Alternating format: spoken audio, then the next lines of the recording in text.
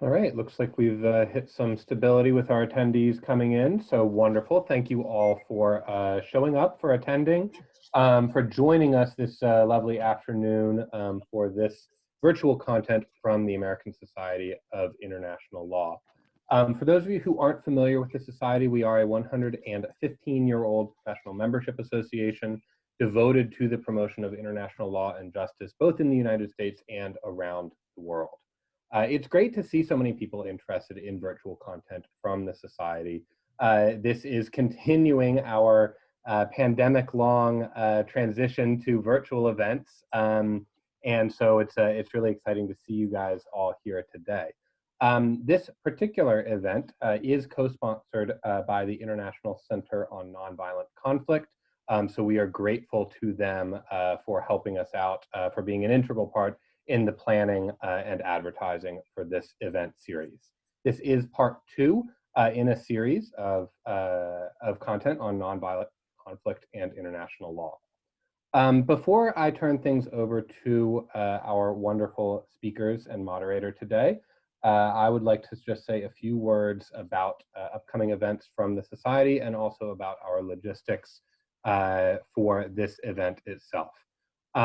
First of all, I encourage you all to check back regularly at the Society's webpage, asil.org/events, to see future content from us and from our partners. You can register for the 3rd event in this series there now.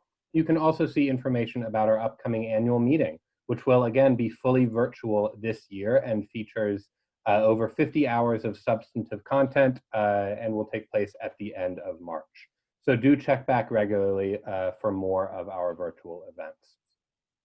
Second, about logistics.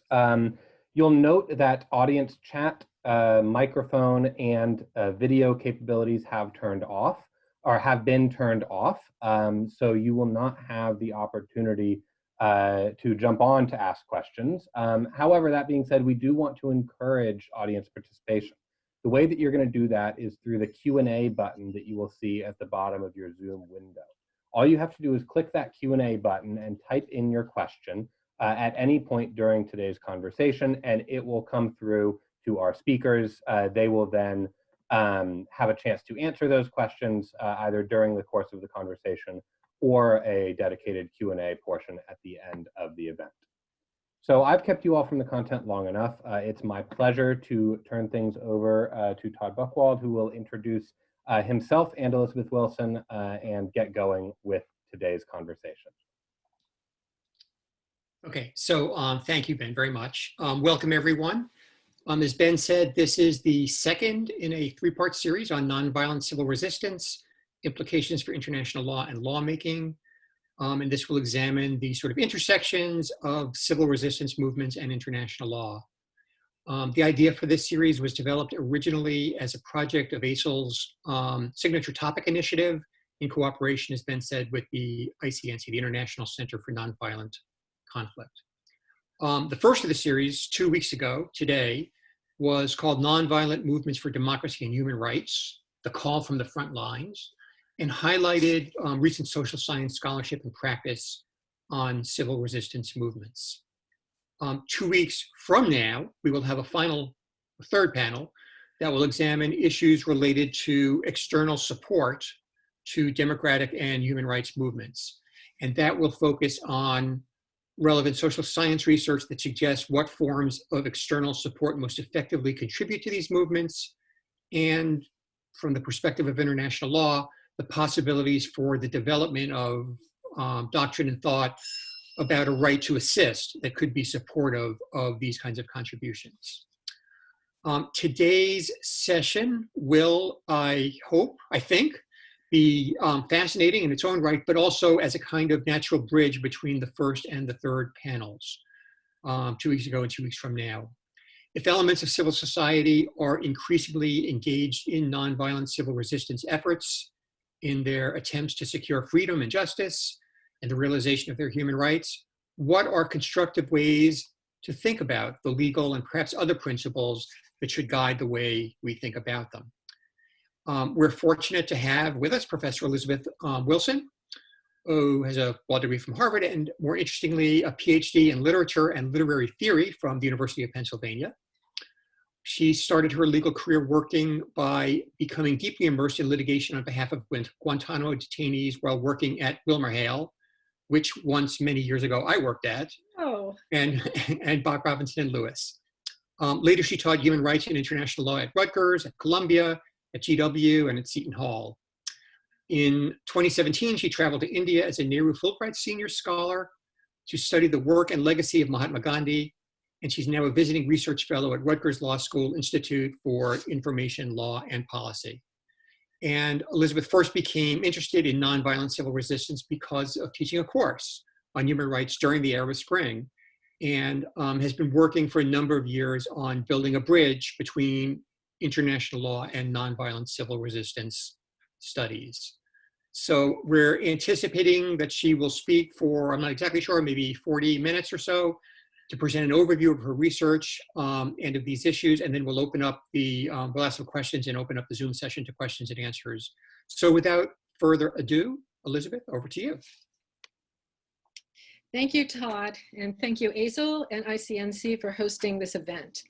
What I'm going to talk about today is, as Todd said, the work I've done in international law and nonviolent civil resistance, which is primarily contained now in a monograph published by ICNC called People Power and International Human Rights, Creating a Legal Framework, a free download of which is linked at the digital flyer for this event. And if I can do these screen share successfully, I will pop up a quick image of the monograph. It's a meaty work, 150 some pages long, but it still doesn't contain everything that I have to say about the subject. So there are also two other relevant papers that I've written, one published in the Duke Journal of International and Comparative Law, and the other in the Journal of Human Rights Practice. So today I'm going to be giving a kind of executive summary of the work that I've done. And so there are some details, many details that I'll not be able to include, and that's why I'm giving these references. In particular, for reasons of time and because we have an ASIL audience, I'm not going to be talking about how international human rights law protects participants in nonviolent civil resistance movements and about the available mechanisms. That's in the monograph, and I refer you to it if you're interested in it. I'm going to put my emphasis on how nonviolent civil resistance challenges us to think differently, or we may think differently about some basic concepts in international law, like sovereignty, war and recognition, and particularly about international human rights. And before I go on, I'm just going to say that I'm using people power and nonviolent civil resistance interchangeably here, because nonviolent civil resistance is kind of a mouthful, and it's a little cumbersome to keep saying it over. So people power will be my shorthand. It might be good to begin by defining nonviolent civil resistance. This definition that I use is taken from Erica Chenoweth and Maria Stefan, who wrote the prize-winning book that was very seminal in my thinking, Why Civil Resistance Works. And this is the definition. Nonviolent resistance is a civilian-based method used to wage conflict through social, psychological, economic, and political means without the threat or use of violence. It includes acts of omission, acts of commission, or a combination of both. Scholars have I'm going to stop the screen share. Scholars have identified hundreds of nonviolent methods, including symbolic protests, economic protests, labor strikes, political and social non-cooperation, and nonviolent intervention. Nonviolent civil resistance takes place outside traditional channels and is distinct from other nonviolent political and legal processes, such as lobbying, electioneering, and legislating. Most of my discussion today is going to focus on international human rights law, but I'd like to start with a few very general and high-level comments about what taking account of nonviolent civil resistance might mean for international law more generally. And let's start with the laws of war and conflict. many of those who practice and theorize people power think of it not as a negation of warfare, i.e. pacifism, but as an alternative means of waging war, as war without violence, or as unarmed insurrection. Pacifism and even the noun nonviolence are terms avoided by some who study and practice nonviolent civil resistance, perhaps because they carry undesirable associations of passivity and weakness. Proponents emphasize that embrace of nonviolent resistance need not be principled, based on the belief that violence is morally wrong. It can instead be strategic, embraced because it is likely to be more successful. Thus, people power is often characterized as conflict rather than conflict resolution. And here are a couple of quotes from the literature. Those who use nonviolent action in our stories did not come to make peace. They came to fight. This is a technique of combat. It's a substitute for war and other violence. The parallels to warfare have even attracted military minds to promote and engage in nonviolent civil resistance studies. One of the theoreticians who makes the analogy between nonviolent conflict and war most explicit is retired US Army Colonel Robert Helvey, who has done trainings in nonviolent strategy for activists in Serbia and Burma, and written a book on strategic nonviolent conflict, thinking about the fundamentals. To Helvey, war is not an analogy. Nonviolent action, he says, is a form of warfare. And, quote, you've got to think of it in terms of war. So the principles of war that apply to a military struggle have tremendous overlap into strategic nonviolent struggle, unquote. Despite ambivalence about pacifism, though, a large part of the case for nonviolent action is that nonviolent conflict is morally, not merely pragmatically, preferable to violent conflict. Helvey advances nonviolence in part because of the reasonable likelihood that it will result in fewer lives lost and less destruction of property. I first proposed this series to Todd for inclusion in the signature topic of preventing mass atrocities because of recent findings by researchers that although mass killings commonly occur in the context of violent uprisings, popular uprisings, in authoritarian states, they are 3 times as common in violent uprisings as compared to nonviolent uprisings, occurring in 68% of violent uprisings as compared to 23% of nonviolent uprisings. In Syria, for example, protester deaths sharply escalated when the conflict turned from nonviolence to violence. Death tolls in Syria skyrocketed from 5 or 6 to 30 victims of regime fire per day in the nonviolent phase to 70 to 300 victims of regime fire per day in the violent phase. From data like this, it follows that if we want to prevent mass atrocities, we should be looking for ways to support nonviolent movements and to discourage violent movements.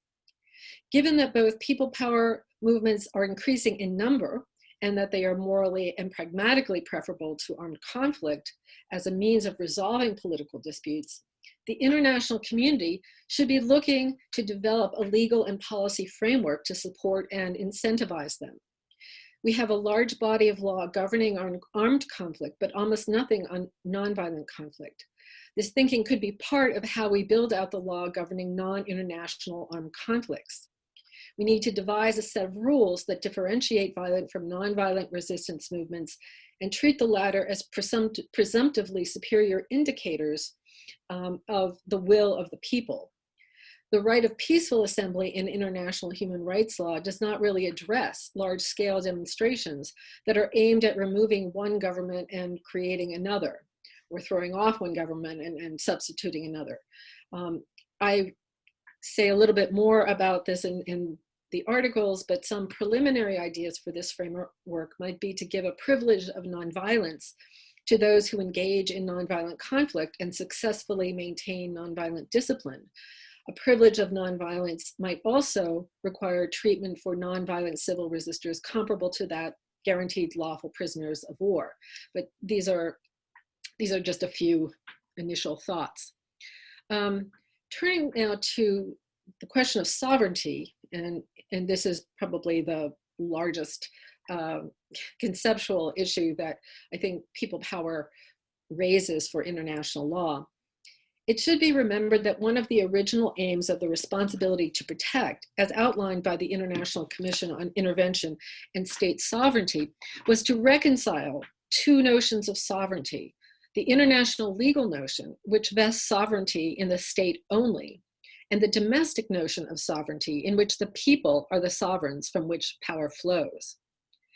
So people power holds some implications for how we think about sovereignty, and may ultimately provide a foundation for seeing an expanded role for non-state actors in the formation of international law. Nonviolent civil resistance movements have, over time, demonstrated their ability to have potent effects on international relations worldwide, altering the geopolitical order in ways long considered the prerogative of states. In Central and Eastern Europe, nonviolent movements helped to bring about the fall of the Soviet Union and the reemergence of numerous independent European states: Poland, Czechoslovakia, Slovenia, Hungary, a united Germany, Estonia, and Latvia. Nonviolent civil resistance helped many nations win independence or end colonialism, as in India, Ghana, and Malawi. It played an important role in East Timor's independence and in ending Syria's occupation of Lebanon. People power, I would suggest, bears on the status of a state or government in international law in two different ways. Because the state is so reified in international law, it is often forgotten that people power created states. They did not magically spring full grown from the ground of post-Westphalian Europe, like Athena from the head of Zeus. They required the work of individuals and groups to create imagined communities, to use Benedict Anderson's phrase. The role of people power in the creation of states could be called front-end people power. Back-end people power is a term I use to refer to the actions of individuals and groups in systematically withdrawing consent from the existing government during revolutionary people power campaigns. And the central insight of civil resistance study is that all government rests on the consent of the governed, whether it is an authoritarian or a democratic system of government. But when this consent is withdrawn, the presumption that the government has the acquiescence of the population has been arguably rebutted. When ending the government gives rise to new state boundaries, back-end people power is in effect withdrawing consent from the state itself. So these are just a few preliminary thoughts, and there's more in that, particularly in the Duke Journal article that I mentioned earlier. So I'm now going to transition to talking about international human rights law, because that's where I've done most of my thinking, and that's what the rest of the talk is going to be focused on. As Todd mentioned, I first started thinking about people power and international law during the Arab Spring. Not since 1989 had there been such a cascade of nonviolent resistance movements in quick succession. Though many of them ultimately failed, their power was evident. At that time, I was teaching a course on international human rights to undergraduates and trying to think of ways to integrate the current events into the course. I was struck by how many of the Arab Spring demonstrators referenced Gandhi and Martin Luther King.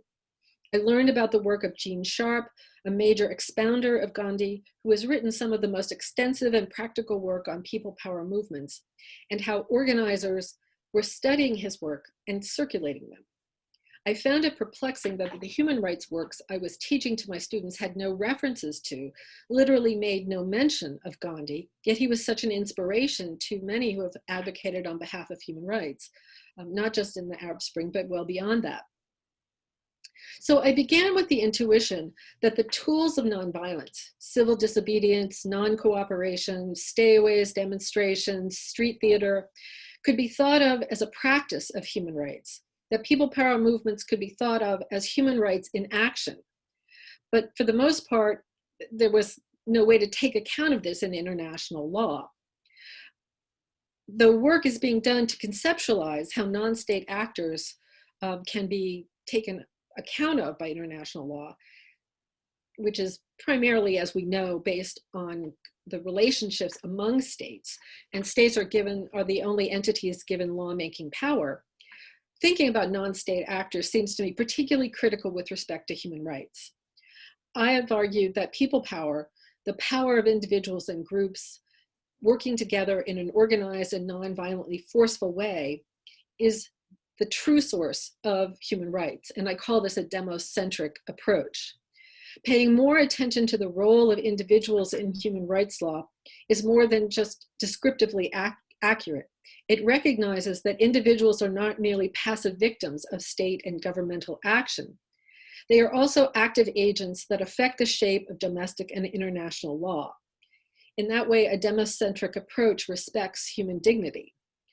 Aligning our accounts with international law, with the work of individuals and groups, will also go some way towards ameliorating the legitimacy problem in international law.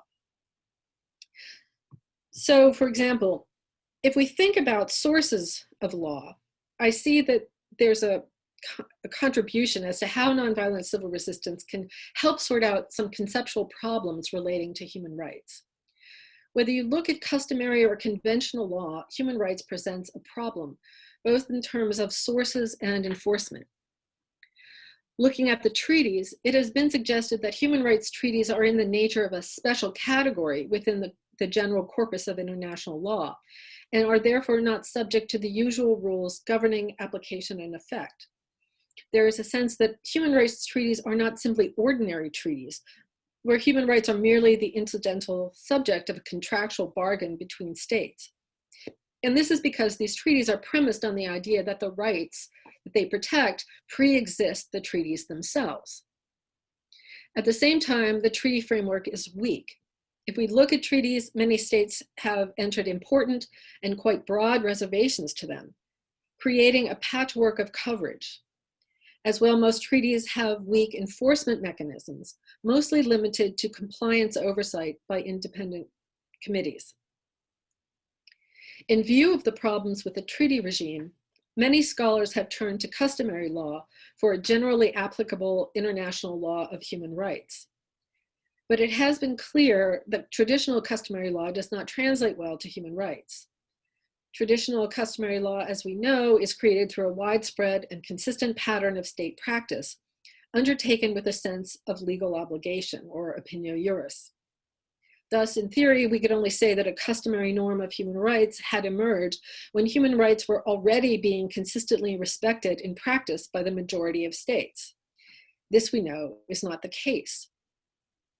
Some scholars and jurists have attempted to overcome this conundrum by arguing for a distinction between modern or instant custom and traditional customary law, with the former placing less importance on practice, what states do, and more importance on what states say. Even states that torture don't say that they have a right to torture. They deny that torture is taking place. But modern custom has been criticized for weakening the notion of customary law and taking international law too far in the direction of utopia.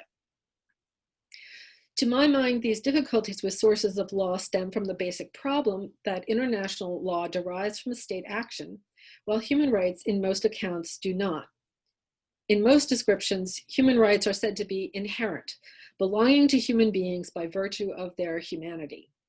In his famous dissenting opinion in the Southwest Africa cases, Judge Tanaka of the ICJ put it this way: the existence of a human right does not depend on the will of a state, neither internally on its law or in any other legislative measure, nor internationally on treaty or custom in which the express or tacit will of a state constitutes the essential element. A state or states are not capable of creating human rights by law or by convention. They can only confirm their existence and give them protection. If human rights are inherent, by definition, they cannot derive from positive law or from state action. That is why they are often considered to be derived from natural law and given by God. This is problematic because natural law has fallen into disrepute owing to its historical links to Christianity, its subjectivity, and its apparent dependence on a theological foundation. The great positivist Hans Kelsen saw the natural law allusions in the Universal Declaration of Human Rights as defects, complaining that the declaration in Article 1 that, quote, all human beings are born free and equal, unquote, is a specific natural law doctrine that is far from being generally accepted. And he thought this placed the UDHR, quote, under the sway of a highly disputed doctrine, unquote.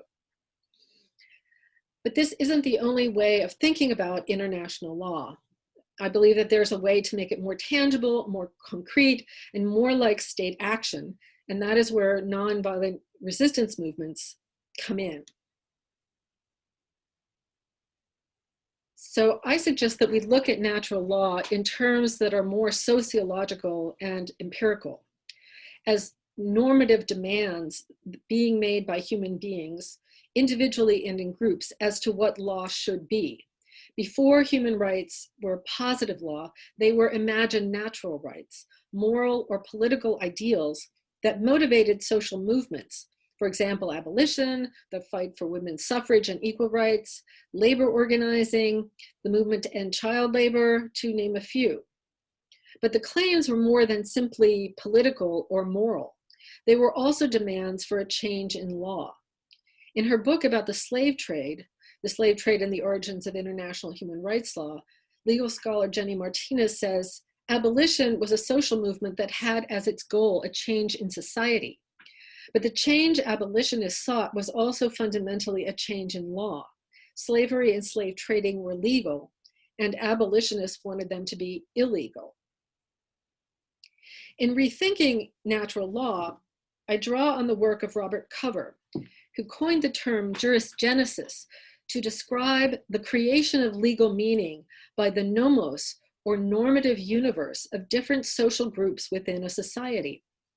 Instead of an absolute term, something that exists eternally, independent of the mind of human beings, we can see natural law as a relative term that reflects a new world being imagined through the creative efforts of individuals engaged in the collective social activity of nonviolent resistance, where there is, or including civil disobedience, as in the famous case from the ancient world of Antigone, who refused to bow to the positive law of the land as to how she should respond to the burial of her brother.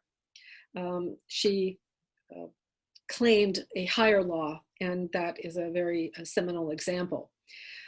Where there is no law, or only bad law, human rights defenders have recourse to the tools of natural rights, civil disobedience, non-cooperation, boycott, stayaways, and so on.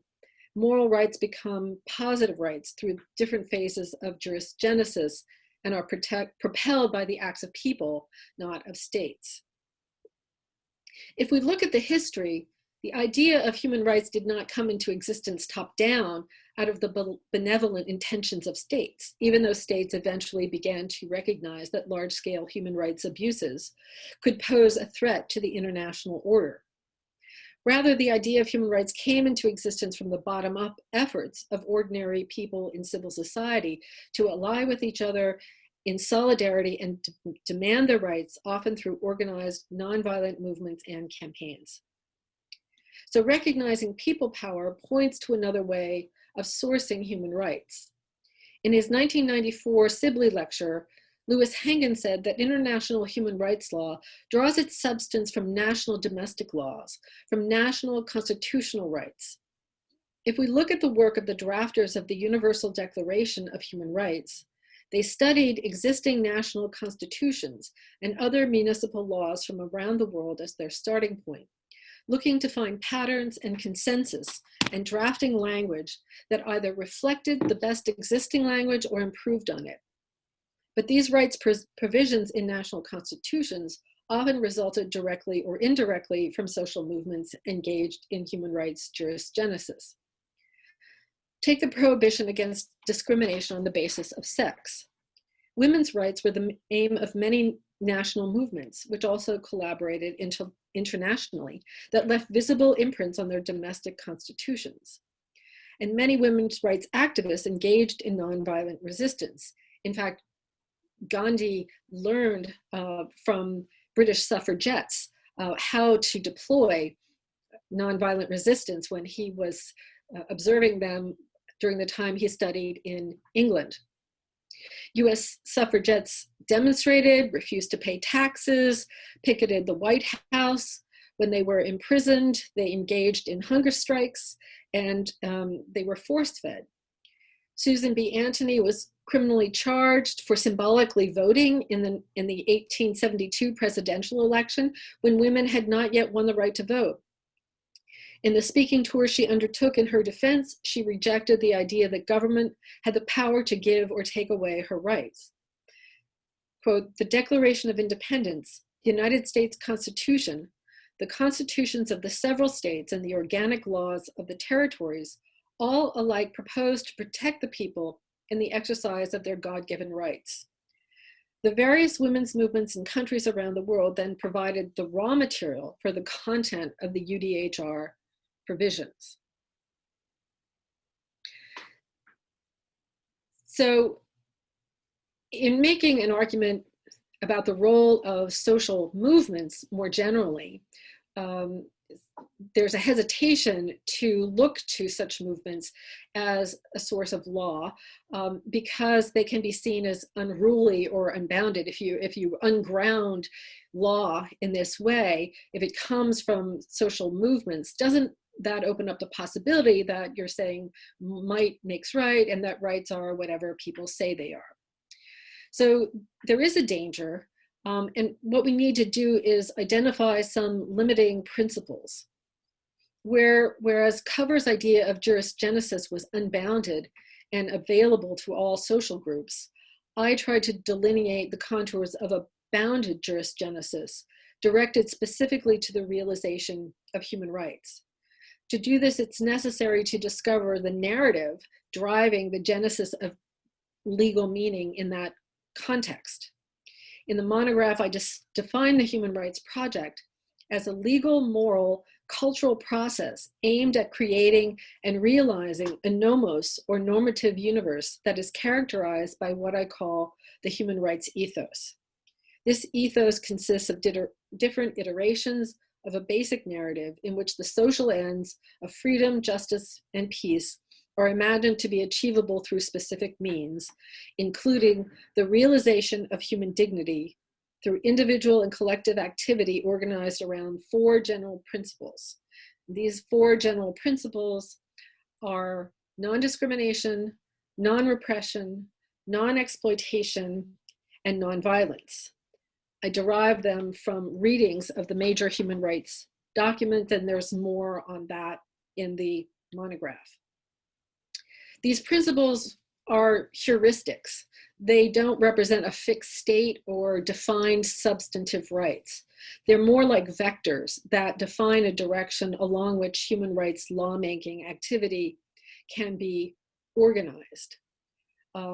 Oftentimes we don't need to advert to them because people power can be organized explicitly around rights recognized in international human rights law, such as when demonstrators in Hong Kong invoke the ICCPR. Let me see if I can do some screen sharing.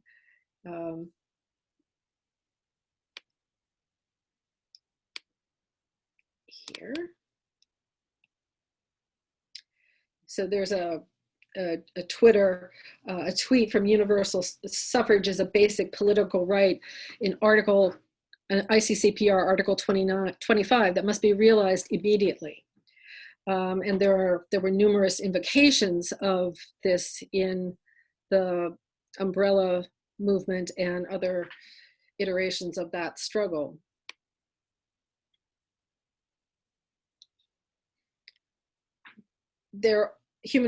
International human rights law can be overtly invoked in other ways, as when Egyptians organized protest times to coincide with Egypt's Universal Periodic Review at the United Nations. But when it comes to large-scale movements that have what Chenoweth and Stefan call the maximalist aims of throwing off an authoritarian regime or foreign occupier, it may be more complicated to discern a relation to international human rights law. That's because many of the objectives in such movements, democracy and end to corruption, are not currently recognized in human rights law or in international law more generally, which has striven to remain agnostic as to the nature of governments within the international system. So theoretical difficulties with custom or treaty law as an alternative source for general human rights law have led some scholars to turn to general principles, the third source of law identified in Article 38 of the ICJ statute. I use this source of law in developing the model that I use in the monograph because it remains unsettled doctrinally and leaves scope for innovation.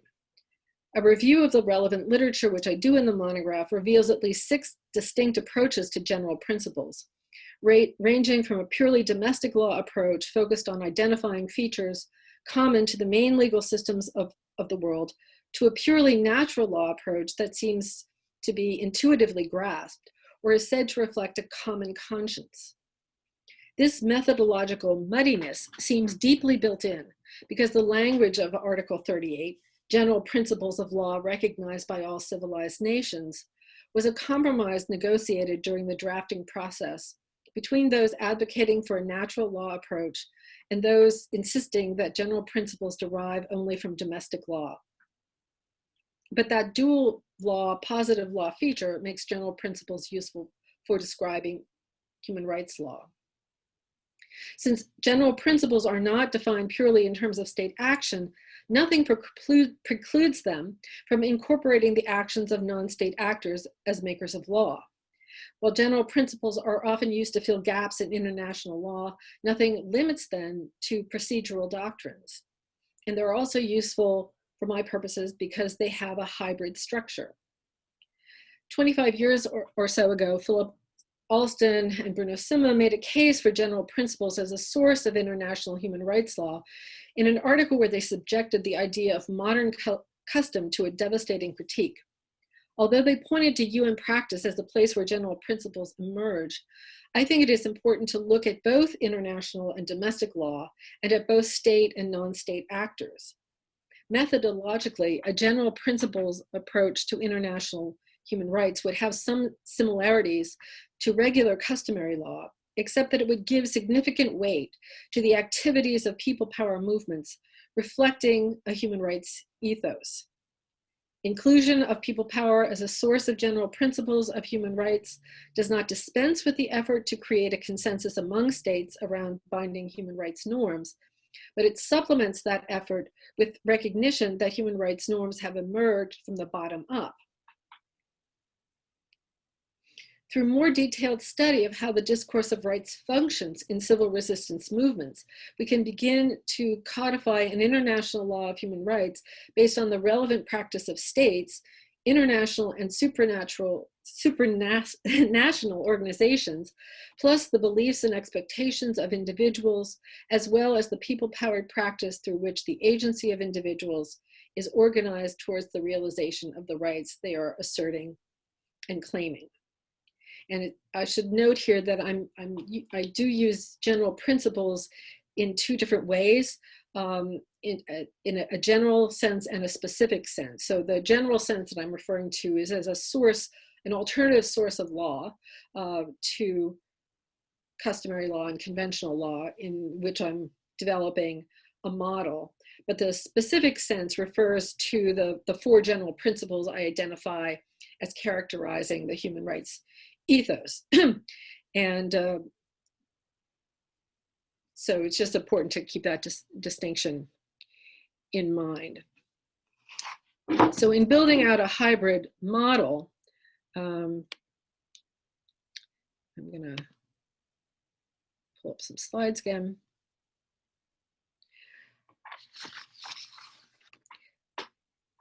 I think of it as a hybrid, having a hybrid structure that involves both international and domestic law, and natural law and positive law. Natural law defined in sociological terms.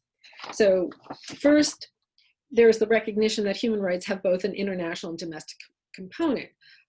As long has been recognized by practicing human rights lawyers, the most effective means for enforcing international human rights law is to ensure that it is incorporated into domestic legal systems. But there is also bidirectionality, as I already discussed regarding the drafting of the UDHR, which continues to this day. For example, although no human rights treaty was originally interpreted to mean that states were obligated to enact a Freedom of Information Acts, after the number of states having domestic freedom of information laws rose from 30 in 1993 to 112 in 2012, the human right to free expression was now requires states to have a FOIA or the equivalent. Next, there's a recognition that human rights law encompasses both natural and positive law. Reference to natural law is necessary in theorizing people power because the positive law does not encompass all the rights that could be and have been claimed by civil resistance movements. The Declaration on Human Rights Defenders, for example, makes no mention of self-determination, of national or political liberation, no mention of democracy, or of a right to an accountable government. Yet these are often precisely the objectives pursued by civil resistance movements. Now, if we superimpose these two boxes on each other, we get something that looks like this. Box A in the upper right-hand quadrant represents the positive law of international human rights, protecting all human beings, which includes customary law, conventional law, and the institutional human rights mechanisms that enforce them, the Human Rights Council, treaty bodies, and regional human rights courts. Box B in the lower right-hand quadrant represents the domestic legal counterparts to international human rights law, including constitutional and bills of rights provisions that were incorporated in the UDHR, laws and statutes implementing international human rights norms into constitutions after the UDHR, and any relevant domestic legal enforcement mechanisms, such as courts, national human rights commissions, executive orders, and administrative processes. Box C in the lower left-hand quadrant represents natural law, defined as including the civil resistance movements that are organized primarily domestically and can be aimed at realizing human rights in those domestic systems. This can be like pressuring states as a kind of enforcement, another enforcement mechanism to implement or to international human rights law into the domestic legal systems. But it can also include movements for governmental accountability and resistance to oppression. Box D in the upper left-hand quadrant may overlap to some extent with social movements described in Box C, but it more specifically designates civil resistance movements having goals that potentially impact the shape of international order, like secession movements or revolutions to throw off foreign occupations. Nonviolent civil resistance that result in democratic revolutions or transitions overlap Box C and D. They are technically considered internal under current international law, but governmental change also affects the international order by changing the balance of democratic to non-democratic states. And this ultimately affects the kind of international law that will be developed in the future by the international community.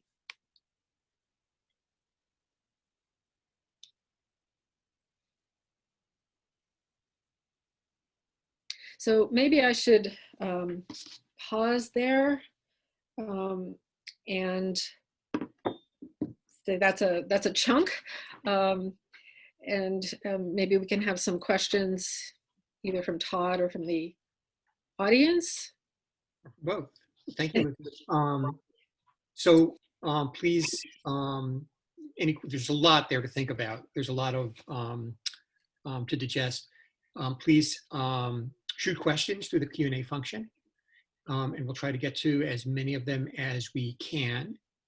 And I was going to start with a question that I think the gist of the question is that the sort of reliance that traces back to the ideas of natural law is sort of a tricky thing. People in different countries have different backgrounds and may have very different senses of what natural law is. And it may be helpful if you want to talk a little bit more about sort of the methodology that you would apply. How should we identify what the natural law is? We look at all this stuff happening. How do we sort of identify what is the natural law that we're drawing from? Right. So I continue, I mean, you could, as part of that kind of question, you could ask why retain the use of natural law at all? And I think it's useful to try to do so because it brings along a lot of the existing frameworks of international law, but sort of reconceptualizes them. So I think that, so natural law is kind of like a placeholder, and I'm suggesting instead of like God, that we fill it in with, looking at people power movements that further these broad aims of the human rights movements as it has developed over time. And clearly it's going to be tricky to devise an inductive process for determining the input of people power movements. And this will require close collaboration between legal scholars and social scientists that are studying civil resistance. But this work is already being done. Already empirical research in legal studies is being done on human rights in general and focusing on the impact of treaty ratification on the human rights behaviors of states. Arguably, civil resistance movements lend themselves more readily to empirical research than other human rights violations because such movements have many visible markers, whereas human rights violations are often carried out in secret. Large protests or strikes, or even consistently recurring smaller protests, street theater, flash mobs, are observable, especially in today's world of cell phone and social media access. So the quantitative work that has been done already by Chenoweth and Stefan shows that people power can be operationalized. Chenoweth and Stefan study what they call maximalist campaigns to create a database called the Nonviolent and Violent Campaigns and Outcomes Dataset, where they define a campaign as a series of observable, continuous, purposive mass tactics or events in pursuit of a political objective. And they've been continually updating and refining this database, and it has been being used with growing frequency by other social scientists. They're also developing other databases, and I think it will be a collaborative effort going forward between legal scholars and social scientists to develop a more precise methodology. Some of those data sets are not looking, most of them are not looking at these campaigns through the lens of international human rights law. So that would be something that legal scholars would have to bring to the table, and there would have to be added to the analysis the extent to which those movements should be considered as reflecting an ethos of human rights. So, for example, there's a wide variety of evidence that you could look at in evaluating whether a people power movement should be classified as furthering an ethos of human rights. And this could include publicly articulated motives for coming together and resistance, philosophical reflections and statements by movement leaders, movement signs, placards, banners, slogans, songs and poetry, movement educational materials and trainings, and even opinion polling that asks participants about their perception of the movement. Let me just pull up a couple of slides again. Where's the screen share? There it is. So here are a couple of images that I include in the monograph. On the left, some graffiti from the Czech Republic that says in Czech, Havel to the castle. So I analyze Havel's work, which was circulated in underground samizdat literature, to understand the extent to what he was standing for, what he was understood to stand for in that people power movement. On the right-hand side is some graffiti from the Arab Spring movement, and I traced some of the slogans that circulated during that period of time. Freedom is kind of it's not too difficult to see within the human rights framework, but the next image is a little bit more ambiguous or countervailing, and looking for evidence of a violent intent would undercut the claim that a movement was totally nonviolent. In the end, I found this piece of art more symbolic than indicative of a violent intent, but it's an analysis that would need to be carried out. Does that help to clarify? I think so. Let me read some of these questions here. Why is recourse to natural law required in affirming a right to resist if it's already rooted in positive international law, both treaty and customary law? It's recognized in the colonial context, in the Friendly Relations Declaration, the definition of aggression under Resolution 3314, and under the African Charter on Human and People's Rights in Article 20. Why do we have to have recourse to this? That's a good question, and my answer is that it's not specifically understood in the context of human rights, and so there's a political resistance. Sorry? We're like political resistance and human rights resistance. Well, yeah, it's just not in the existing framework of international human rights law. These are outside of the framework, and I think it is somewhat debatable about whether that makes sense or not. If you look at the Declaration on Human Rights Defenders, for example, you won't find any reference to those kinds of rights as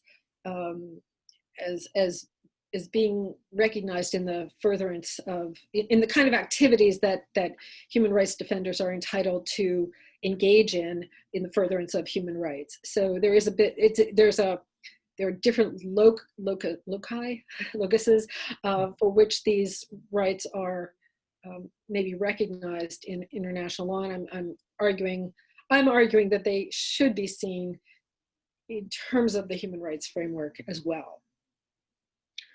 Thanks, Elizabeth. This is partly my question and partly a question from the audience. The question from the audience is, what's your opinion about situations where nonviolent resistance is simply not possible because of the violent suppression from the government? Is there then a right to rebellion? And I had, it's not the same question, but it's in the same area, kind of.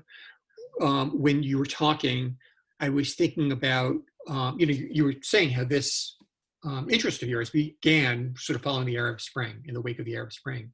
And of course, the Arab Spring was largely a failure, right? It didn't really sort of produce what it was supposed to produce. And what should we learn by that? Did it not count as an expression of people power? Or, I mean, what lesson are we supposed to sort of draw from that? Which I think is related to the question of what happens when,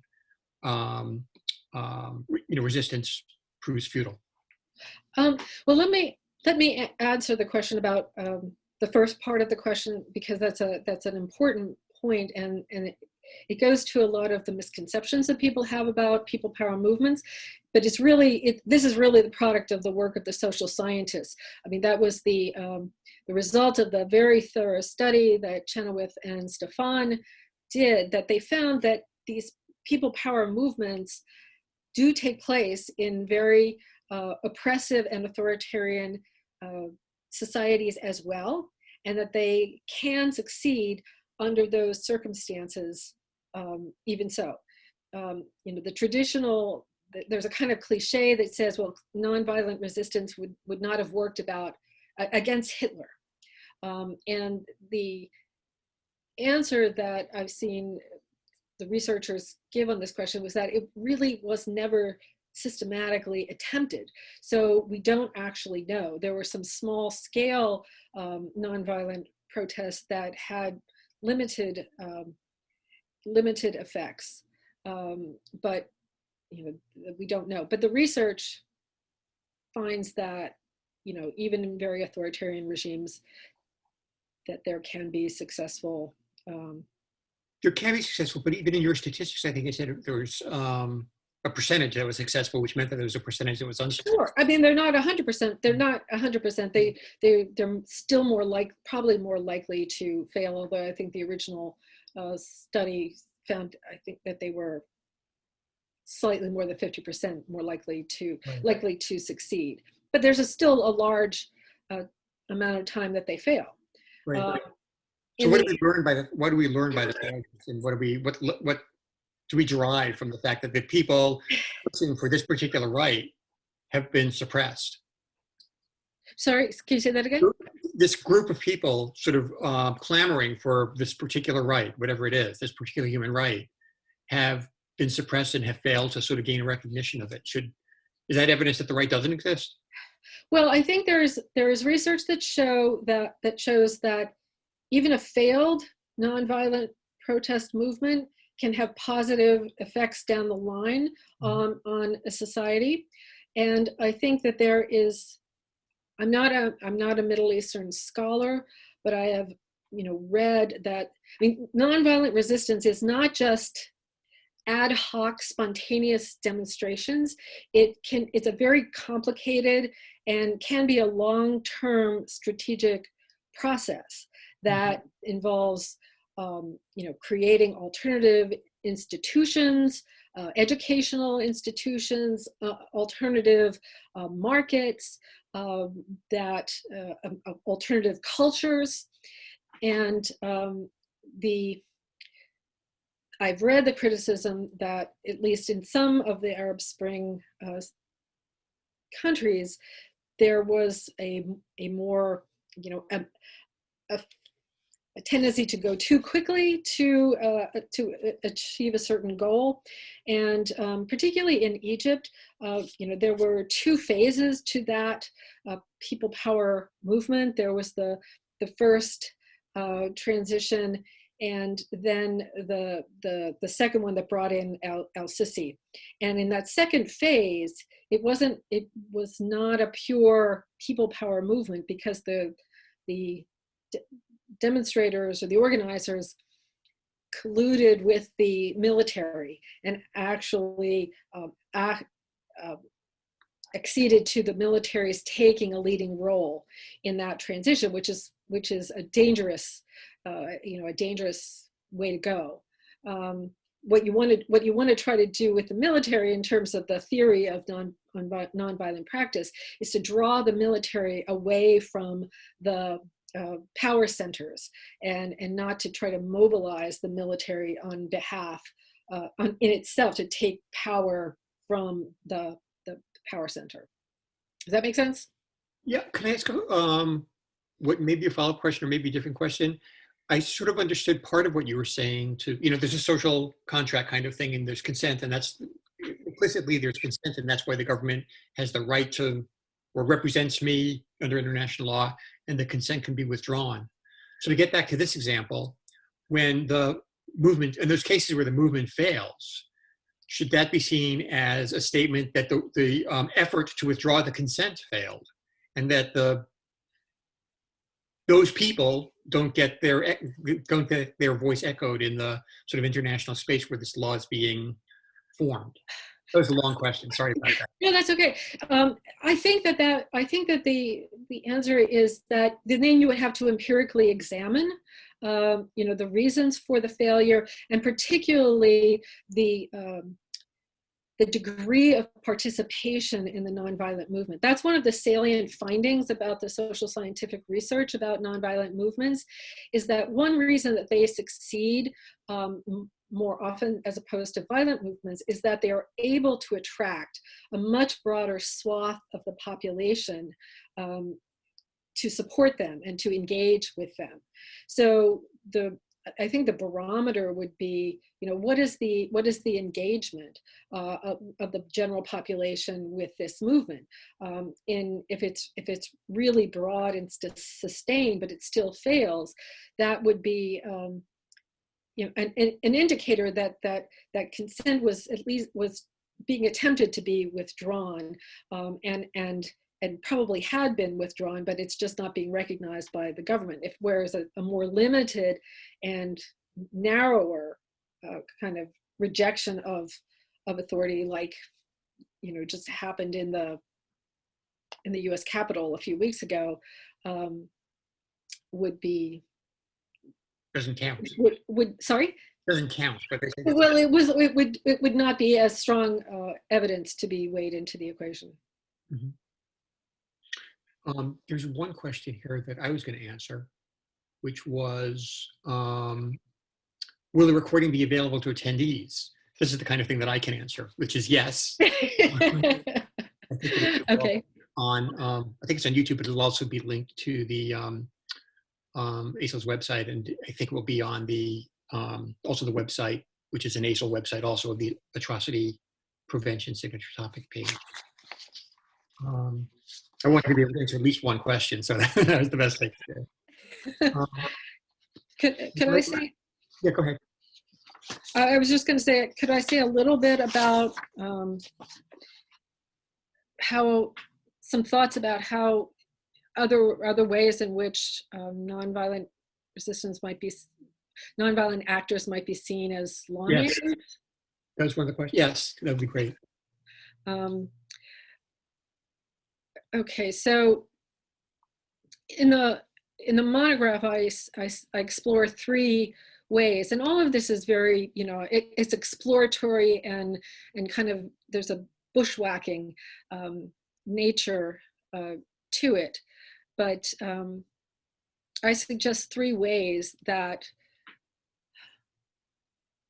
international nonviolent actors could be seen as contributing to the development of international law. And I'll present them in the order of how they radically depart from how radically they depart from existing understandings. First, where customary law is still developing and where state practice alone might be inconclusive, a widespread pattern or practice of nonviolent movements might supply evidence of opinio juris, supporting the emergence of a customary norm. State practice induced by people power movements might supply this sense that a practice is legally required, that the state action alone might not be seen as having. And in the monograph, I look at a couple of instances of demands for transitional justice that were not necessarily considered as meeting the criteria for as being done because they were seen as legally required in international law, but they were done in the context of people power movements, which were demanding them as a kind of necessary right. Second, there can be situations where international human rights law does not recognize a particular right, but a contrary understanding is held by participants of people power movements. So, in that case, the views of the people, I argue, should have some weight, especially when there's a widespread and consistent pattern of behavior and actions that reflects the understanding. And the example here is the case of corruption. There's a dissonance between the international legal community's view and more grassroots view that is driving the proliferation of people-powered anti-corruption activities worldwide. International human rights law doesn't recognize a right to be free from corruption as a freestanding human right. And so corruption is characterized as a criminal matter. But activists on the ground often do see it as a human right and engage in nonviolent resistance activities on that basis. So there's a kind of a disconnect that I think is worth considering. In the monograph, I talk about the work of legal scholars who make the argument that the right to be free from corruption should be recognized as a human right, and argue that they can look to the activities of people power movements as support for their claims. And third, and most radically, I suggest that people power movements, if mobilized on a sufficiently large scale, are a different sort of sui generis source of law. And when they reach a certain scale and intensity, I would argue that they are activating the dormant social contract and withdrawing their consent from governmental authorities. And sort of my thinking here sort of engages with the fraught question of whether there is an international right to democracy. Despite a flurry of activity around the time, around the years after 1989, there has not been a coalescence of this as a strong international norm. But I would argue that when you have a broad-based people power movement and you have the consent that is being, visibly and withdrawn on a widespread basis, then you have an assertion of a kind of inchoate right to democracy that should have some recognition in international law. I say you anticipated, I had a question that was joined to one of the questions of the audience, and the part of it that I think you just answered or addressed is, wouldn't a lot of this be explained if you infer that there's a right to representative government, which is a version of a right to democracy? The question from the audience is a little bit, is I think intellectually sort of related to that. And it says, I'd like to hear the answer to the second part of the question previously, which is whether there is a right, as a right to rebellion. In other words, why are you arguing for a right to nonviolent resistance instead of the right to resistance? Well, what does international law care that it was peaceful? Okay, so what is international law? What does international law affect different because the resistance was nonviolent as opposed to violent? I think the answer to that is that there are certain benign effects that flow from organizing a successful nonviolent resistance movement, because it is dependent on maintaining what they call maintaining nonviolent discipline. And that is the refusal to engage in violence or the threat of violence, and to respond to violence with violence. And this is not easy to do.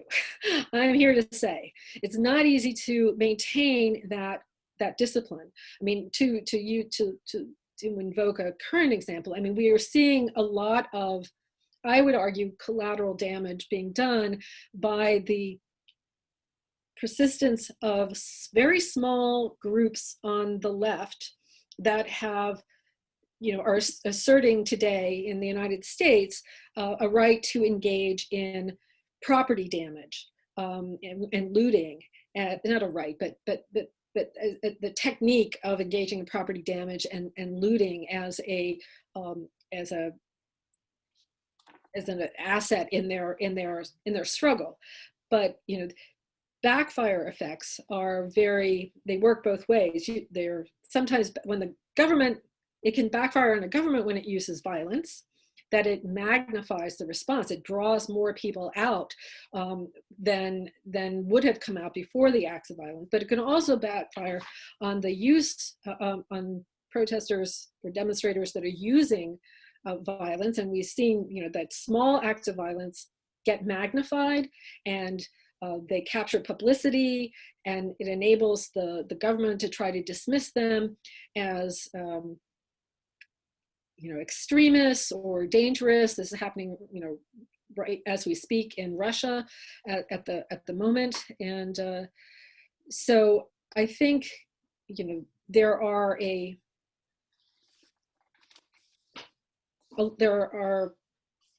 people are going to have political conflict. Political conflict is going to take place. So so if we acknowledge that fact, then it makes sense to try to encourage people in the path of nonviolent resistance, I think, than in violent resistance. Does that answer your question to some extent? It gets to it, yes. Can I, there are actually several more questions here, but we have, 3 minutes left. So there were great questions, actually, for which we are very appreciative. But I wanted to, if I could, take the last 2 minutes for you to just, I advertised this at the beginning as a link to the third section about the right to assist, or the right to receive assistance. And I was wondering if you could just, to whet the audience's appetite for the third panel, if you could talk about that a little bit. Sure, although I just noticed one question that's asking about verbal violence as opposed to physical violence and the internet. That's a really great question, and I haven't addressed that in terms of this body of work, but in a previous life I did some research on child abuse and looking at the way in which verbal and emotional abuse there was research that showed that was often as dangerous or more dangerous and harmful to children than physical or sexual abuse. And but it's not recognized as such. So I think there is something there. I just haven't been able to address that in terms of this current body of research. In terms of next week's panel, I just wanted to say that there is a strong foundation in international human rights law to support the idea of assistance to nonviolent civil resistors who are peacefully engaged in human rights. This support may include a variety of resources in addition to funding, such as training programs or educational materials. And these rights have been reaffirmed and given broad interpretation by relevant bodies such as the Human Rights Committee and the UN General Assembly and UN Special Rapporteurs. I go into this in exhaustive detail in the article in the Journal of Human Rights Practice, and a version of that was also published in a book edited by Maria Stefan, Is Authoritarianism Staging a Comeback?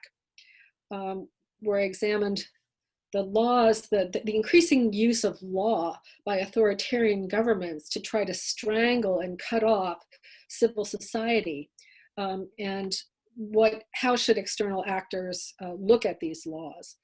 So it follows from the grounding in the right of the right of free association, that it's situations where states have passed laws restricting civil society organizations from associating with foreign supporters, non-state actors are on a sounder legal footing than states in disregarding such restrictive national laws, because they, unlike states, are not subject to the rule of non-intervention. And also because, unlike states, they are the rights holders of the relevant human rights. So external aid to nonviolent resistors, I think, would preferentially come from non-state civil society actors. But this technical legality of this aid needs to be weighed against whether it's pragmatically possible, and against the protections of immunity that may be available to state actors instead. So civil society and their domestic and foreign supporters may be subject to domestic or criminal or civil penalties, and so may foreign agents who are trying to support them. Sorry, something's going off. So that has to be weighed into the equation pragmatically. Mm-hmm. Well, I'm not sure what that buzzer was, but that was the team buzzer telling me we're going to make like for satellite or something. Yes. I think we need to end it there. Thank you so much. This was really, really interesting. This really could easily be three sessions by itself, more, or a semester or a course or several courses. It was really fascinating and informative to me, and I hope to the audience also. And I encourage people to tune in again in 2 weeks to hear the third of the series, which is about these issues of external aid to nonviolent movements. So Elizabeth, is there a last thing you wanted to say? There is the last. I just want to put up my email address in case people want to write me Follow-on questions. with questions. Yeah. So there it is. Can you see it? eawilson119@law.rutgers.edu. Okay. Leave it up there for a second. And with that, thank you, everybody. And we hope to see you again in 2 weeks. Thank you.